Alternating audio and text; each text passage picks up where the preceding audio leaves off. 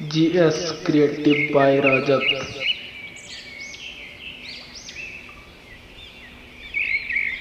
Base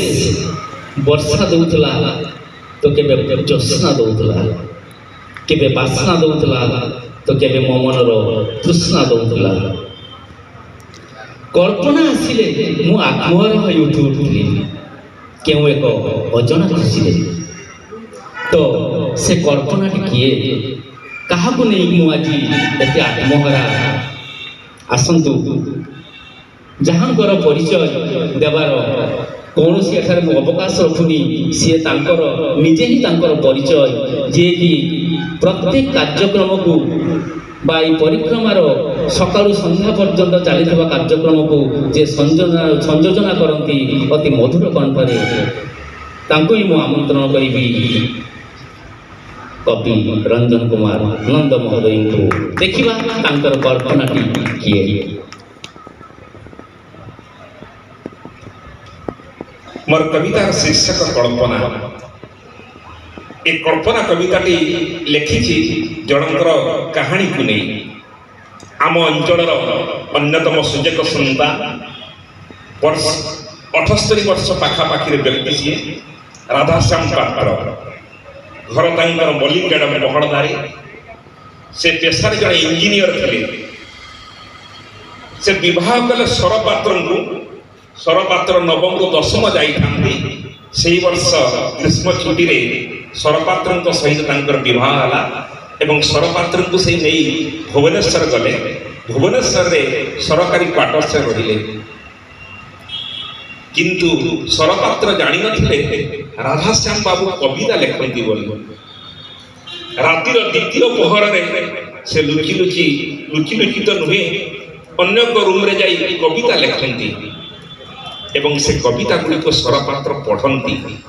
एवं पढ़ी ता परदिन सकाळे रागरे जर्जर नहीं हाथ में पनकी धरी उठी कथा मध्य से कहती तुम्हें कह कहा कविता लिखुछ जदि तुम्हें अन्य कहा कविता लिखुल मते कौन बह करुल ये से मत दृश्य कथा वर्णना करते से कथा को मन पकई मु कविता टे लिखी से दिन सकाळे घरणी गर्जिले हाथ में पनकी धरी पकाई विहाणी सी क्षणी दुर्गा रूपी भयंकर सरपात्र दुर्गा भयंकर क्यों कल्पना को भल पाउछ मुह खोली कह सत क्यों बार तिथि रक्षरे पांची धरिबा पाइबे हाथ शोइले कल्पना उठिले कल्पना कहा घर सी झील क्यों ठारे रहे क्यों कार्य करे फिटाई न सब कुह जर्जर होती सरपात्र रागरे क्षेप ढकी ढकी कहले अटकी पनकी पकई दियो कविर कल्पना अवास्तव चित्र कविता मो काल्पनिक राधाश्याम पात्र कहते क्षेप ढकी ढकी अटकी अटकी कहते कविर कल्पना अवास्तव चित्र कविता मो काल्पनिक कल्पना न थाई कविता लिखा केमिति संभव कह नुहे सौपुणी आगम मानिनी कथा टिकु मानि नियो बुझेले राधाश्याम पात्र बुझेले मुरुकी हसीन धरणी भासिले एकी अलाजिक कथा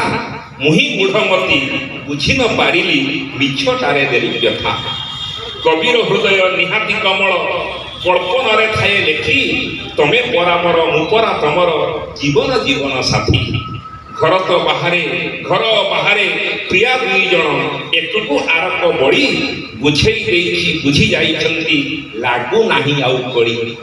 एमिति राधाश्याम पात्र बुझे देले एवं परवर्ती समय रे राधाश्याम पात्र जड़े गीतिकवि भाव परिचित होती एवं शह शह गीतिकवि रचना करछंती ए कविता आसार रे मध्य से थांती एवं परिक्रमा पक्षरु मध्य ए माटिर गौरव रूपे से संवर्धित सम्मानित होइछंती।